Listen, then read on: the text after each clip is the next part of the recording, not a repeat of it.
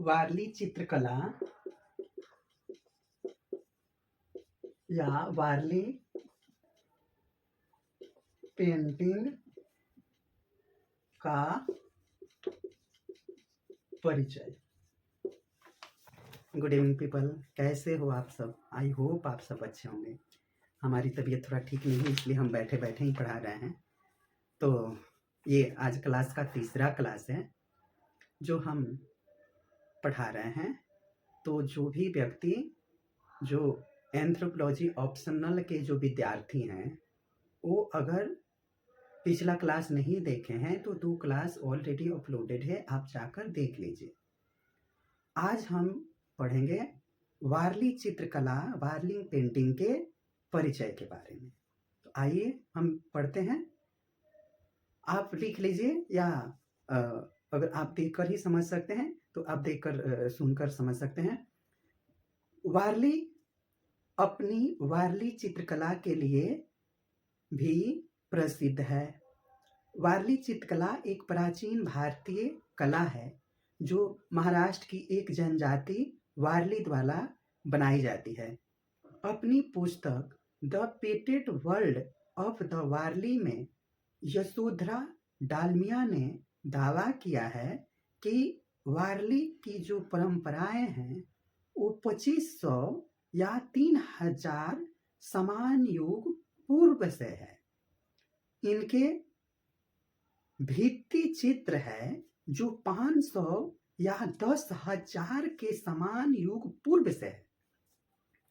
इसके बीच में जो मध्य प्रदेश के भीमबेटिका में जो हॉक्ससिल्टस में किए गए समान है। इनके जो चित्रों का प्रकार है उसकी अब हम चर्चा करते हैं। इनके चित्रों का प्रकार क्या क्या है? तो एक चक्र, एक त्रिकोण, एक वर्ग का उपयोग किया जाता है। एक चक्र जो सुदर्शन चक्र है या वृत्त हम कह सकते हैं, एक त्रिकोण है और एक वर्ग है। एक वर्ग है, एक चक्र, एक त्रिकोण और एक वर्ग का उपयोग किया जाता है। वृत्त और त्रिकोण प्रकृति की प्रेक्षण से आते हैं। वृत्त जो है, ये जो वृत्त है वो सूर्य और चंद्रमा का प्रतिनिधित्व करता है। और जो त्रिकोण है, ये जो त्रिकोण है वह पहाड़ों और कोणीय पेड़ों, ऐसे ही तो पहाड़ होता है, और जो ये कोणीय पेड़ है, ऐसे जो कोणीय पेड़ होता है इसकी प्रतिनिधित्व करता है। केवल वर्ग के लिए एक अलग तर्क प्रतीत होता है और एक मानव आविष्कार लगता है। ये जो वर्ग है यही एक अलग लगता है कि ये वारली लोग अपने मन बुद्धि से ये स्टार्ट किए होंगे, नहीं तो ये जो वृत्त है वो सूर्य और चंद्रमा का प्रतीक है। और ये जो त्रिभुज है वो किसका प्रतीक है? ये जो त्रिभुज है वो पहाड़ और जो कोणीय ये जो वृक्ष है उसका प्रतीक है। ये पेंटिंग कुछ ऐसे बनाते हैं जैसे ये वृत्त हो गया, ये त्रिभुज हो गया, और इस बॉक्स को यहाँ पे जोड़ देंगे तो ये एक तरह से क्या हो गया? ये एक तरह से मनुष्य का चित्र हो गया। ऐसे ये लोग अपना फिगर बनाते हैं। ठीक, हाथ भी कुछ ऐसे ही ये लोग बनाते होंगे। ऐसे ये लोग बनाते हैं। जैसे चींटी उंटी भी बनाना होगा तो आप देख लीजिएगा वार्लिंग पेंटिंग में कैसे कैसे बनता है। इसके प्रति अनुष्ठान चित्र में केंद्रीय मोटिव वर्ग है जिसको चौका बोलते हैं। जो पूजा पाठ के दिन बनाते हैं उसके केंद्र में जो वर्ग होता है उसको ये लोग चौका बोलते हैं। चौका पुराई, जैसे हम लोग के बिहार में भी ऐसे करके चौका पुराता है और इसमें तरह तरह के चित्र वगैरह फिगर वगैरह बनाए जाते हैं, तो उसको आप समझ सकते हैं। या चौखट के रूप में जाना जाता है। ये अधिकतर 2 प्रकार के होते हैं। ये जो चौका पुराता है, जो चौका पुराया, ये कितने प्रकार के होते हैं? ये 2 प्रकार के होते हैं। ये जो पहला चौका है इसको हम देव चौक, इसको हम देव चौक बोलेंगे और इसको हम लगन चौक, इसको हम एक को देव चौक बोलेंगे और एक को लगन चौक बोलेंगे। देव चौक किसको कहते हैं? तो देव चौक के अंदर उर्वरता का प्रतीक है, जो देवी मां पाल घाट मिलती हैं। एक बार और सुनिए, जो देव चौक के अंदर उर्वरता का प्रतीक है, जिसको देवी मां पाल घाट मिलती हैं। और लगन चौक, लगन चौक में देखिए क्या होता है। तो ध्यान देने योग्य बात यह है कि वारली में पुरुष देवता अप्रचलित है, इसमें पुरुष देवता नहीं के बराबर हैं, अप्रचलित हैं।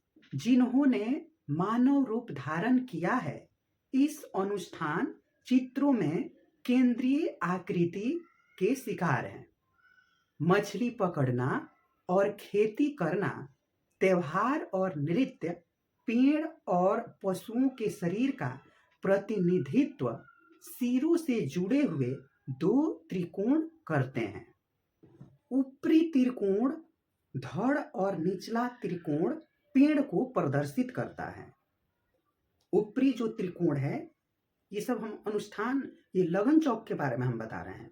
ऊपरी त्रिकोण धड़ और निचला त्रिकोण पेड़ को दर्शाता है।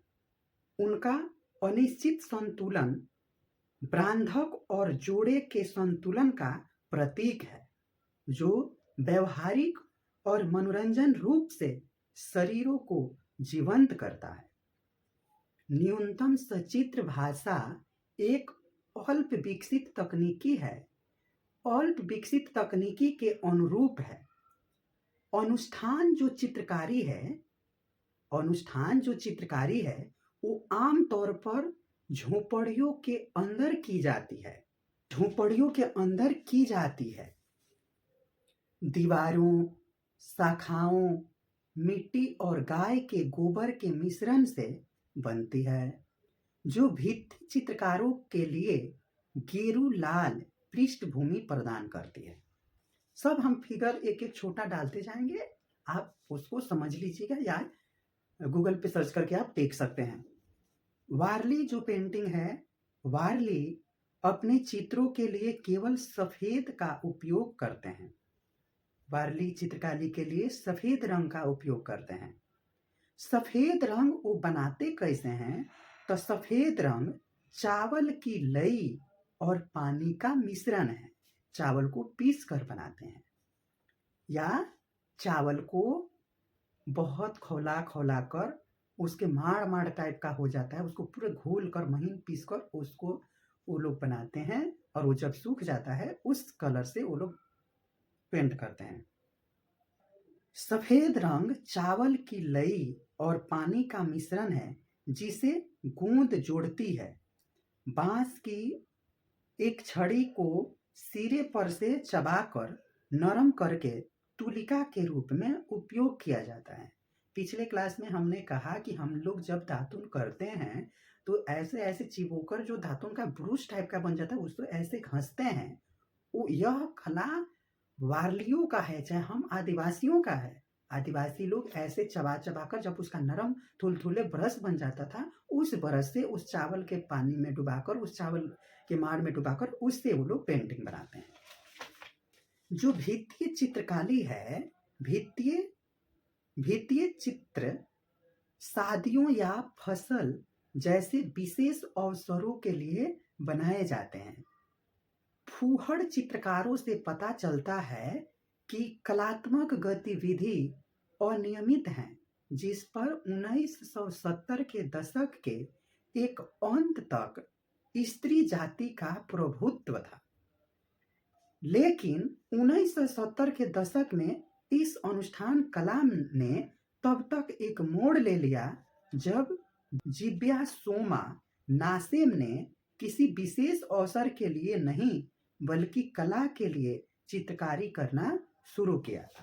ये चित्रकारी विशेष तौर से जो वारली चित्रकारी है वो महिलाओं की चित्रकारी है, परंतु आजकल वो चित्रकारी सब करते हैं। तो हम आशा करते हैं कि हमारा ये तीनों क्लास आप सबको बहुत बेनिफिट पहुंचाया होगा और आप सबको एंथ्रोपोलॉजी में जो मानव शास्त्र की सब्जेक्ट है उसमें आप सबको सहायता पहुंचाया होगा। तो आप सब लाइक कमेंट जरूर करें। तब तक के लिए आप सबको बहुत बहुत धन्यवाद। हम फिर मिलेंगे किसी और क्लास में और टॉपिक पे। बहुत बहुत धन्यवाद आप सबका।